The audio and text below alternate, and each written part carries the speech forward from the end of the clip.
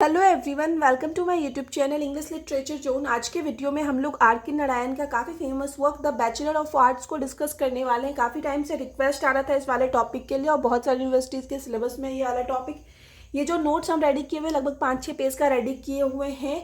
अब अपने मार्क्स के अकॉर्डिंग नोट्स को छोटा बड़ा कर सकते हो। नोट्स का लैंग्वेज काफ़ी इजी रख रखे हैं ताकि आप लोग को आसानी से समझ आए और याद भी आसानी से हो जाए। ठीक है, नोट्स पॉइंट वाइज डिस्कस किए हुए। सबसे पहले हम इंट्रोडक्शन डिस्कस किए हुए हैं, उसके बाद ऑथर के बारे में थोड़ा सा डिस्कस कर रखे हैं, फिर हम इस नॉवेल का समरी डिस्कस कर रखे हैं जिसके थ्रू आप लोग को कहानी समझ आ जाएगी कि कहानी क्या है इस नॉवेल की। एंड में कंक्लूजन वाला सेक्शन आएगा और इन सबसे पहले आपको हम कुछ कैरेक्टर्स के बारे में जो कि इस नॉवेल से रिलेटेड है उनके बारे में बता देंगे ताकि आगे चल के कहानी जो है वो आपको अच्छे से पता हो, समझ आए। ठीक है, इसलिए सबसे पहले हम लोग कैरेक्टर्स के बारे में डिस्कस करेंगे। तो अगर आप लोग की भी सिलेबस में द बैचलर ऑफ आर्ट्स है और ये वाली वीडियो आप लोग के लिए हेल्पफुल होती है तो आप लोग वीडियो को लाइक करना, चैनल को सब्सक्राइब करना, कमेंट करके बताना वीडियो आपको कैसा लगा।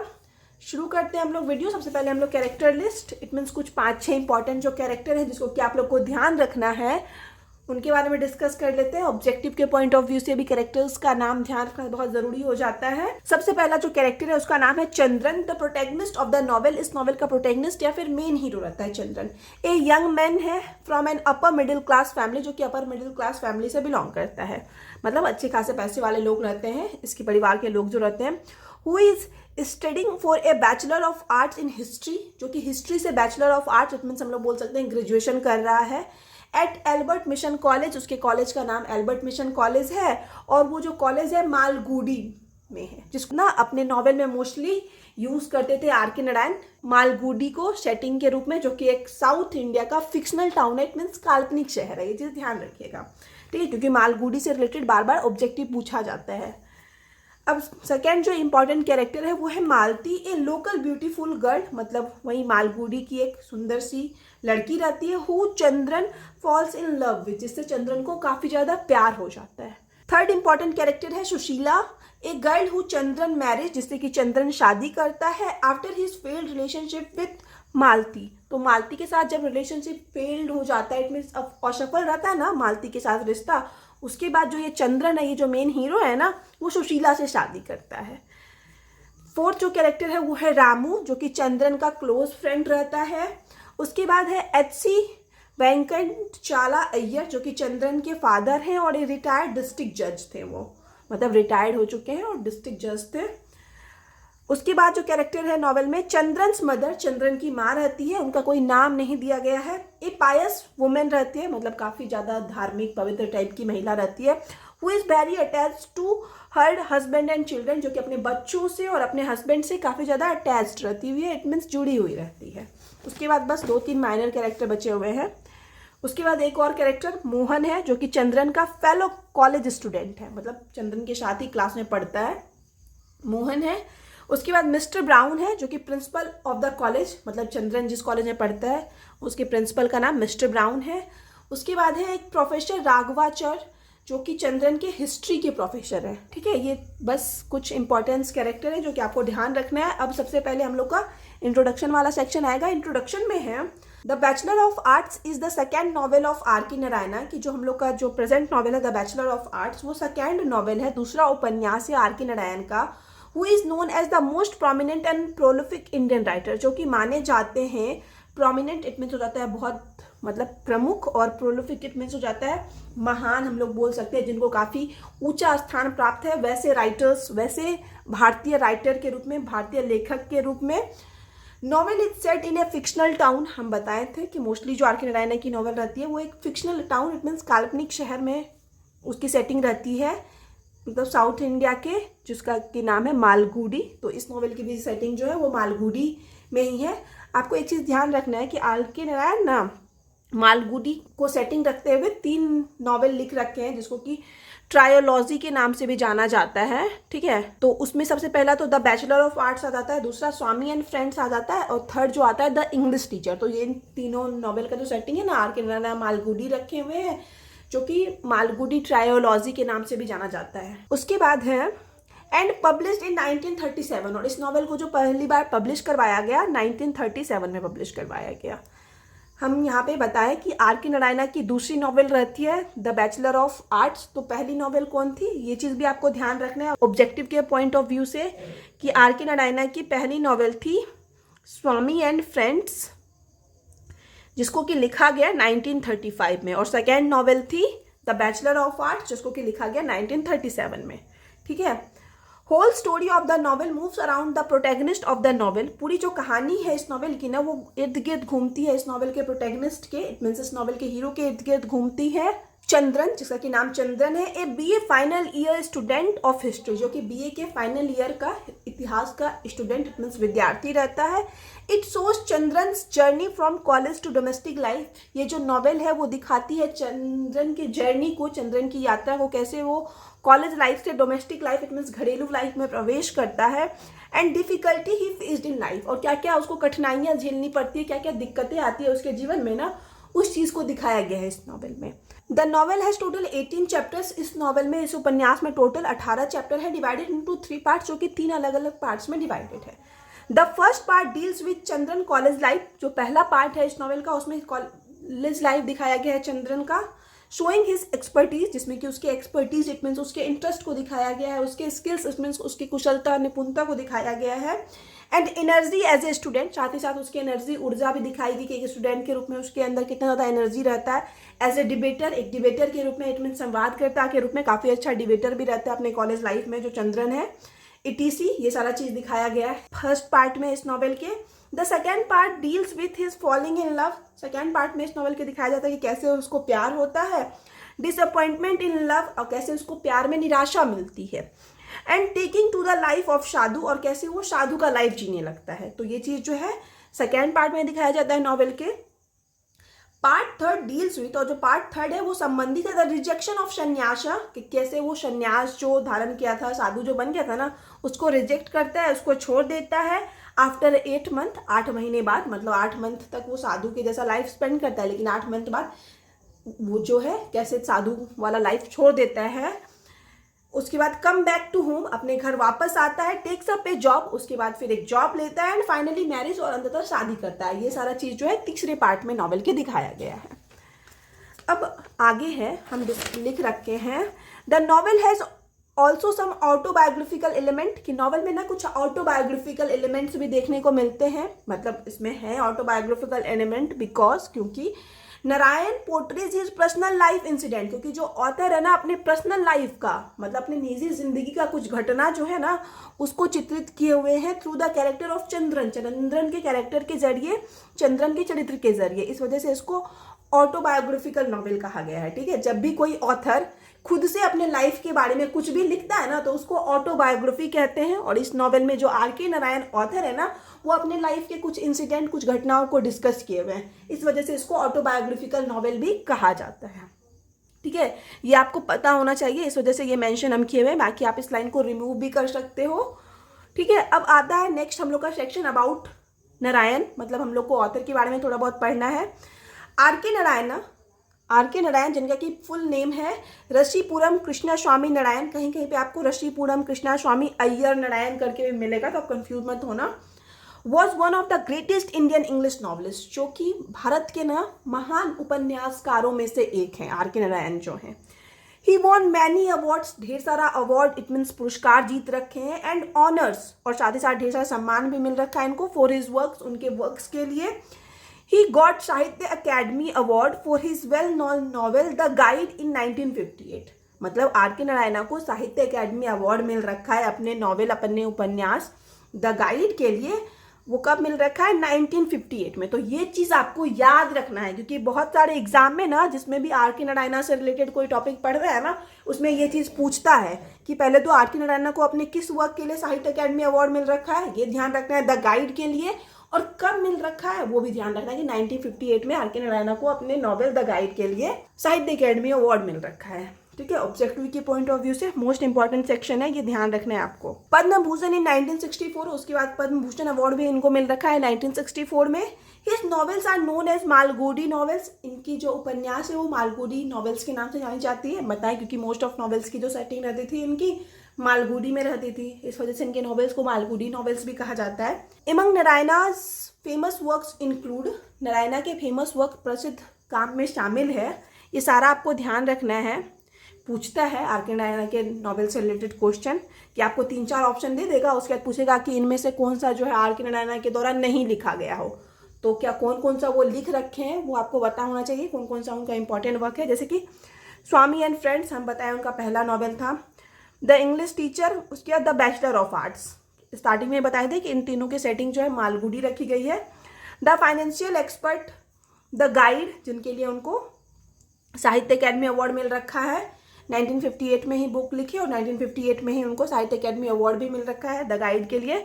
उसके बाद मालगुडी डेज, जो कि 1982 में पब्लिश करवाया गया। सबका पब्लिश कब कब करवाया गया सबको ना, उसका डेट भी साइड में लिख रखे हैं। उसके बाद इनके एक और वर्क वेटिंग फॉर महात्मा पे भी हम वीडियो अपलोड कर रखे हैं, जो कि पहले वाले सिलेबस में था इंग्लिश ऑनर्स के। तो मतलब वेटिंग फॉर महात्मा भी ध्यान रखिएगा कि आर के नारायणा का ही काफ़ी फेमस वर्क है। एंड मैनी मोर, और भी ढेर सारा वर्क है, बट ये सब कुछ इंपॉर्टेंट है जो जिसका कि हम अभी नाम लिए हुए हैं। तो ये अब ऑथर वाला सेक्शन खत्म हो गया। अब हम लोग नॉवेल का समरी पढ़ेंगे, summary of the novel. The novel start with Chandran. हम ये जो समरी डिस्कस किए हुए ना, शॉर्ट में डिस्कस किए हैं, बहुत ज़्यादा डिटेल में नहीं गए हैं, ताकि आप लोग को कहानी समझ भी आ जाए और साथ ही साथ नोट्स भी छोटा हो। ठीक है, तो हम कोशिश किए हुए 3 पेज में अप्रॉक्स कहानी खत्म करने का, 3 से 3.5 पेज में। जो नॉवेल स्टार्ट होता है चंद्रन के साथ स्टार्ट होता है, who is a student of Albert college in Malgudi, जो कि अल्बर्ट कॉलेज जो मालगुडी में है उसका स्टूडेंट रहता है। He is a good student, ये काफ़ी अच्छा स्टूडेंट है, एंड ए गुड डिबेटर, और काफ़ी अच्छा डिबेटर, इट मीन संवाद करता भी रहता है। He comes from a good middle class family, अच्छे मिडिल क्लास फैमिली से बिलोंग करता था। पहले भी बताएं कि इनके पिता जो थे रिटायर्ड जज थे। And has well discipline, well organise, loving and secure family background, और इसका जो फैमिली बैकग्राउंड था ना वो काफ़ी डिसिप्लिन, मतलब काफ़ी अनुशासित परिवार से बिलोंग करता था, वेल ऑर्गेनाइज था, काफ़ी प्यार करने वाले लोग थे इसके फैमिली में, और एक सिक्योर फैमिली बैकग्राउंड था इसका। एज एग्जामिनेशन टाइम कम्स, और जैसे ही परीक्षा का टाइम नज़दीक आता है, ही स्टार्ट स्टडिंग हार्ड, वो काफ़ी ज़्यादा मेहनत करने लगता है, पढ़ाई करने लगता है। And in March the classes and, और मार्च के टाइम से ना उसका क्लासेस ख़त्म हो जाता है। फॉर द एग्ज़ाम के लिए, मतलब जो बैचलर का डिग्री कर रहा था हिस्ट्री से, ग्रेजुएशन कर रहा था ना, तो उसका क्लासेस अब जो है उसका ख़त्म हो गया है मार्च के बाद, क्योंकि उसका एग्ज़ाम होना है। विच ही पासिस क्रेडिटिवली, जिसको कि वो क्रेडिटिवली, इट मीन्स हम लोग बोल सकते हैं बड़े ही अच्छे तरीके से, बड़े ही अच्छे मार्क्स के पास कर जाता है एग्जाम को। The first part of the book, और यहीं पे जो पहला पार्ट है इस किताब का या फिर नॉवेल का, ends with the end of his college life in March, कि मार्च में जैसे ही चंद्रन का कॉलेज लाइफ खत्म होता है, उसी के साथ जो है इस नॉवेल का पहला पार्ट भी खत्म हो जाता है 3 पार्ट में से। आफ्टर ही पासिस आउट, अब जब वो पास आउट कर गया है, कॉलेज लाइफ उसका खत्म हो गया है, he has to decide which course of life to adopt in future. अब उसको डिसाइड करना है कि अपने आगे जीवन के लिए, अपने फ्यूचर के लिए अब कौन सा कोर्स उसको करना है। ग्रेजुएशन कंप्लीट कर लिया अब वो। एवरीवन एडवाइजेज हिम, जैसे नॉर्मली हम लोग के साथ भी होता है कि सब लोग उसको एडवाइस दे रहे हैं, टू डू दिस और डैट, कि ये कर लो, वो कर लो, बी ए कलर, के कलर बन जाओ, law study law, it means law की पढ़ाई कर लो, इस तरह का सजेशन उसको मिल रहा है कि ये सब चीज़ कर लो। While he is still undecided, जबकि वो अभी भी तय नहीं किया हुआ है कि उसको आगे क्या करना है फ्यूचर में। He sees Malati on the bank of the river, और तभी वो मालती को देखता है रिवर के बैंक के किनारे, मतलब रिवर के होता है ना, मतलब तट बोल सकते हैं, रिवर के किनारे देखता है वो मालती नाम की लड़की को। And at once fall in love with her, और पहली बार ही देखते हुए, पहली नज़र में ही मालती को देखने के बाद जो है चंद्रन को मालती से प्यार हो जाता है। ही एडमायर्स हर, उसकी काफ़ी प्रशंसा करता है। And finding out where she lives, और पता करता है कि कहाँ वो रहती है। ही फाइंड्स दैट, उसको पता चलता है कि वन ऑफ हिज फ्रेंड, कि उसका जो एक फ्रेंड है मोहन नाम का, stay in the house opposite the one is which she lives, कि उसको पता चलता है कि मेरा जो फ्रेंड मोहन जहाँ रहता है ना, उसी के जस्ट अपोजिट वाले घर में, उल्टे साइड वाले घर में जो ये मालती रहती है। थ्रू हिम, उसके जरिए, इट मीन्स मोहन के जरिए, ही डिस्कवर हर नेम, वो पता करवाता है कि उसका नाम क्या है। हर कास्ट, उसका कौन सा कास्ट है, कौन सी जाति से वो बिलोंग करती है। Which is same as his, जो कि उसके जाति की ही थी, मतलब उसको पता चलता है कि दोनों सेम ही जाति के हैं। एंड हर फादर्स जॉब, ये भी पता करवाता है कि मालती के पिता जो हैं वो क्या करते हैं। All of which proves that, और इन सबसे चीज़ों से प्रूव हो जाता है, कंफर्म हो जाता है that the family will be a suitable one for marriage, कि ये जो फैमिली है मालती की वो सुटेबल है, सही है शादी के लिए। क्योंकि ये जो चंद्र है ना वो शादी के पर्सपेक्टिव से सोच रहा था मालती के साथ, तो सारा कुछ जो है वो खुद से पता करवा लेता है मालती के बारे में। He tells his father he wants to marry this girl. अब चंद्रन जो है अपने पिता को बताता है कि भाई हम इस लड़की से शादी करना चाहते हैं। His parents agree, यहाँ पे चंद्रन के पिता मतलब माता पिता एग्री हो जाते हैं, मान जाते हैं। यहाँ पे ना ये शॉर्ट में हम डिस्कस कर दिए कि उसके माता पिता मान जाते हैं। यहाँ पे बहुत कुछ होता है, मतलब दहेज का बात होता है कि कितना दहेज लिया जाएगा, जिससे चंद्रन जो है काफ़ी ज़्यादा फ्रस्ट्रेटेड हो जाता है। और कहीं ना कहीं फाइनेंशियल बैकग्राउंड, मतलब सब चीज़ को ध्यान में रखा जाता है, जो मोस्टली आज के टाइम भी शादी के टाइम नहीं होता है, सारा कुछ देखा जाता है, फैमिली बैकग्राउंड, कितना पैसा दिया जाएगा। तो वो सब चीज़ भी इस नॉवेल में दिखाया गया है कि शादी के टाइम ना सारा चीज़, सारा रिचुअल्स जो सारा जो सामाजिक वो है ना, हम लोग बोल सकते हैं सामाजिक मापदंड जो है उसको फॉलो किया जाता है शादी से पहले, जिसको कि हम शॉर्ट में डिस्कस कर दिए कि हाँ भाई एट द एंड मान गए हैं सब लोग। But disappointment is in store for him, for the horoscope do not match. लेकिन जो है उसे निराशा हाथ तब लगती है जब उनकी कुंडलियां, हॉरोस्कोप मतलब हो जाता है उनकी कुंडलियां मैच नहीं खाती है। मतलब एंड में सब कुछ राजी हो गया, पैसा का बात भी, कितना दहेज दिया जाएगा, सब कुछ तय हो गया, उसके बाद क्या होता है उन लोगों का कुंडली मैच नहीं करता है। So the girl gets married to another man, इस वजह से जो मालती है वो किसी और लड़की से शादी कर लेती है, मतलब नहीं हो पाया चंद्रन और मालती का शादी। And Chandran is heart broken, अब चंद्रन जो है उसका दिल पूरी तरह से टूट गया है। He goes to Madras to recover from a fever, अब वो मद्रास जाता है क्योंकि वो बहुत ज़्यादा बीमार पड़ जाता है, उसको फीवर आने लगता है, फीवर हो जाता है। तो उस सब चीज़ से निकलने के लिए, कहीं ना कहीं मालती के तौर से निकलने के लिए वो मद्रास जाता है। Which he had fallen a victim to, मतलब मालती के छोड़ के जाने के बाद जो फीवर हुआ था, तो उन सब चीज़ से निकलने के लिए भी वो मद्रास चला जाता है Chandran. His uncle stays there, वहाँ पे चंद्रन के अंकल इट मीन चाचा रहते थे। But he does not go to his uncle, लेकिन वो अपने अंकल के पास नहीं जाता है। Instead after reaching Madras, Madras पहुंचने के बाद and spending a few days, और वहाँ कुछ दिन बिताने के बाद, there he goes to Bezwada, वहाँ जाने के बाद मद्रास में कुछ दिन बिताने के बाद वह बेजवाड़े नाम की जगह पे जाता है। एंड देयर, और वहाँ पे with the help of a friendly barber, और अपने एक बार्बर इट मीन्स नाई फ्रेंड के हेल्प से एडॉप्ट संन्यास, वो संन्यास धारण कर लेता है। बाय सेविंग हिज हेड, अपना हेड सेव कर लेता है, इट मीन्स पूरा बाल एकदम बाल कटवा लेता है, बाल छिलवा लेता है पूरा। And getting the clothes necessary for a sadhu, और वैसे कपड़े पहन लेता है जो साधु के लिए नेसेसरी हो, मतलब वो होता है ना गिड़वा कलर का, वो कपड़ा पहन लेता है, बाल छिलवा लेता है कि भैया हम संन्यास ग्रहण कर चुके हैं, अब हमको कुछ नहीं, मतलब लाइफ से मोह माया है, मेरा प्यार हमको नहीं मिला। तो यहाँ पे ये चीज़ दिखाया गया है, ठीक है।